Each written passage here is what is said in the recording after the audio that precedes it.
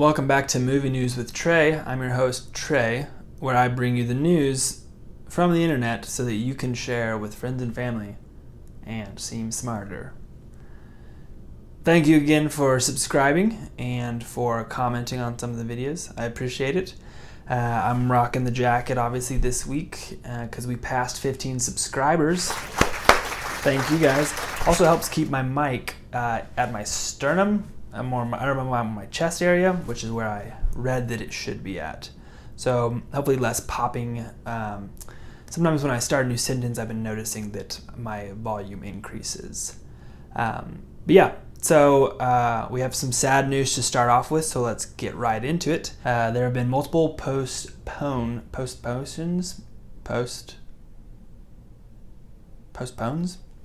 That can't be right. There's got to be a word for that, surely. There have been multiple movies that have been postponed due to COVID-related issues and whatnot, scheduling issues. The first movie, one that I am super excited about, is Dune, starring Timothée Chalamet, and it is a adaptation of a famous sci-fi book called Dune. And so that was originally supposed to come out this December. It has now been pushed back to October 1st, 2021, which surprisingly was originally when The Batman, starring Robert Pattinson, was supposed to come back. Unfortunately, that has also been pushed back now to March of 2022. So that's super frustrating because those are two movies that I am really looking forward to, and it's just going to be a long time before I get to see them. Also, Jurassic Park, the next Jurassic Park, released a new poster and then announced that it was being postponed for a full year. It was supposed to come out June of next year, 21. It is now June of 22. So just continued disappointments. So honestly, at this point, if you see a release date that is this year, just be prepared that it probably will not come out this year. With those shuffling around movie dates, one actually did get pushed up, and that is The Matrix 4, I guess. There's no real name for it yet, but the next Matrix movie has been pushed up from April of 2022 to December of 21. So kind of exciting, I guess. Never seen the full third movie, but the original Matrix is super good, and so it'll be interesting to see them reboot it with a lot of the original cast is coming back. So it is disappointing. The coronavirus has just continued to affect the movie industry. A lot of things are being pushed back. So movie theaters are still just not the safest place to be, and so they're taking a big hit right now. So unfortunately, a lot of movies that we are wanting to see, we will not be able to see for a while. But let's move on to some more sad news, actually. The Netflix original Glow has been canceled for its upcoming 4th season. This is just the latest in Netflix original shows that were, I guess, promoted that there would be another season and have now been canceled due to COVID. Glow is probably one of the bigger ones that I've heard of. Another one was The Society, which was just an awful teen kind of into the world type show that I binged and I enjoyed, but I can also recognize it was awful. So that's a shame. But Glow's one of the bigger ones. It had 3 seasons already, and in those 3 seasons, it had 15 Emmy nominations and 3 wins. So it was a pretty popular. I've never seen any of it, but I know Alison Brie is a pretty well-liked actress. Also, Mark Maron was in that show. He's got a pretty big following. So this was kind of surprising. One of the bigger shows being canceled. So kind of gives you pause to think about what other Netflix original shows, possibly other streaming services originals, might be canceled if they are not brand new. Because I know a lot of newer shows are coming out, but maybe some of the older, more popular ones might be getting a look over to see if they will be canceled. So keep an eye out for that. But now let's get into some more exciting news, less sad news. Piggybacking off of last week's news about Spider-Man 3, it has been confirmed that Benedict Cumberbatch will be reprising his role as Doctor Strange in the upcoming Spider-Man movie. This is just continuing to add to the speculation and hope for a Spider-Verse, especially with Doctor Strange's movie being called Doctor Strange's 2, that movie is going to be called The Multiverse of Madness, something like that. And so this is just continuing to lead people to believe that we're going to be pulling in more characters from the Tobey Maguire and Andrew Garfield versions of Spider-Man. So that is exciting. Don't really know. Honestly, we don't have any details of anything besides now Doctor Strange and Electro is in it. So that's exciting. Continuing on with superhero news, it has been confirmed that there will be a Green Lantern series for HBO Max. This is going to have no relation to the Green Lantern movie that Ryan Reynolds starred in. This was rumored to be kind of in production in the works last year at some point, but now it has officially been greenlit by HBO. This story will focus on a couple different Green Lantern members: Guy Gardner, Jessica Cruz, Simon Baz, and Alan Scott. And it will also include some of the famous Green Lantern villains such as Sinestro and Kilowog. This is kind of surprising because, for those that don't know, Hal Jordan is the character that was the original Green Lantern. So kind of surprising that they're not going with the traditional, I guess, origin story beginning of Green Lantern.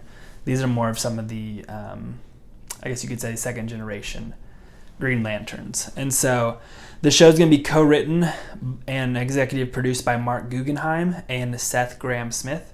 Grahame-Smith has brought us movies such as Lego Batman and Abe Lincoln Vampire Hunter. And then Guggenheim is heavily involved in all of these CW shows that are DC, such as Arrow, Legends of Tomorrow, Supergirl, all those shows. So pretty surprising that I'm kind of surprised that they're not bringing in kind of some bigger names for a superhero series. It does make me worried that it's just going to be a CW level show with an HBO budget. So kind of surprised about that. There is no release date yet. So that's really just the initial announcement we have right now. So I'd love to hear your thoughts for those of you that are fans of Green Lantern and also fans of the CW shows if you are excited about this, because I'm not really sure how I feel about that. In Pixar news, the newest upcoming Pixar movie, Soul, will skip theaters and actually debut on Disney+.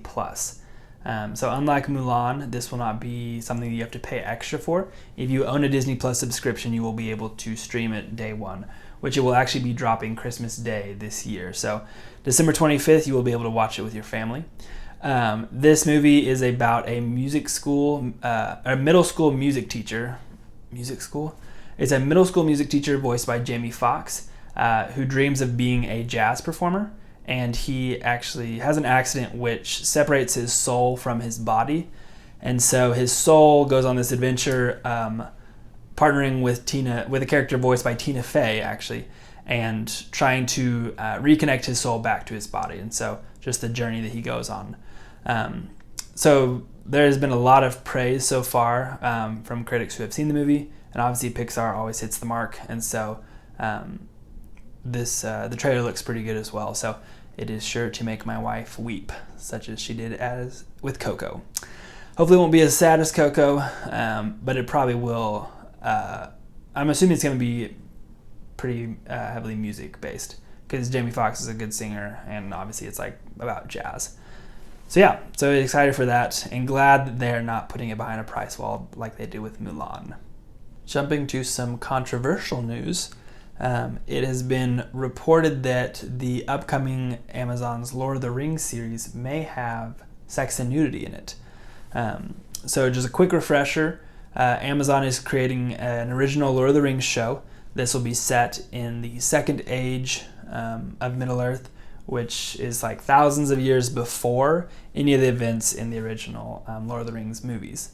So probably, almost 100% chance that it won't involve any of the characters. This will all be original new characters, just set in the world of Lord of the Rings, which is exciting. But it was kind of reported there are some casting calls being made that have a specification of actors being okay with partial or full nudity. And then there was another kind of call to hire an intimacy coordinator for an untitled Amazon project. An intimacy coordinator helps with filming of scenes that deal with sex and nudity. So people are kind of piecing these things together to kind of assume that the show was going to have sex and nudity.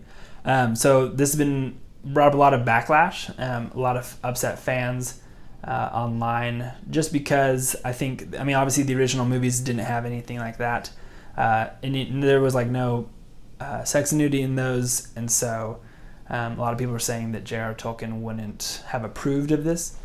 So it is kind of surprising with the material they're using, and especially oftentimes this could be seen as a selling point for a show. But I guess in my opinion, just the name Lord of the Rings is enough of a selling point for people. So it is kind of surprising that would be added in. But at the same time, I'm honestly not that surprised, because it seems like any original show you watch now is going to have some sex and nudity in it. A lot of the Amazon original shows have had it in some form. So I'm not entirely surprised, because it does seem kind of a commonplace, and so a lot of people are kind of comparing it to Game of Thrones. That had that kind of shock and awe factor of like the goriness and the nudity, and then contrasting that with how Lord of the Rings didn't have as much of that as far as violence goes. So yeah, this will be interesting. Nothing has been confirmed, obviously, because it's still way early in production of that. So these are, I guess you could say, more just rumors right now, more speculation, but definitely keep an eye on that, or just keep watching my videos, because I'm sure I will be keeping a close eye on that. So yeah, just kind of interesting news, wondering if we'll hear anything from the creators, or if they just won't even address it. Jumping to one of my other favorite franchises, Star Wars, Ewan McGregor, who played Obi-Wan in the prequel movies, confirmed that the Disney Plus show, or the Disney Obi-Wan Kenobi show, will actually begin filming March of 2021. So that's exciting to hear that they're actually making progress. The show's already kind of faced a lot of issues. They had the head writer leave back in January, and then they just kind of postponed it indefinitely at that point, saying they had to do a lot of rewrites and different stuff, but now it seems they're actually filming, so that is good news for Obi-Wan fans. Deborah Chow, who was heavily involved with The Mandalorian, directed, I believe, at least 2 episodes. She is still set to be the director for this show. And at this point, it is still being called a limited series, meaning that we're only going to get 1 season. But we'll probably hopefully get at least like 8 to 10 episodes. So that is still exciting. Probably won't see that movie or see that show until 2022. So, but it's good to know it is at least in production and getting ready to start. So, and The Mandalorian, actually season 2 comes out later this month. So just a couple weeks, plenty of time to refresh and finish the first season. And I think that wraps it up for this week's news. Thank you all for watching. I appreciate the support, and appreciate you guys watching and commenting and letting me know what you think. So if you have any thoughts or comments, love to hear them. If you have anything you'd like me to cover, then comment. I might do it. I might not. Who knows? But we'll see you next time.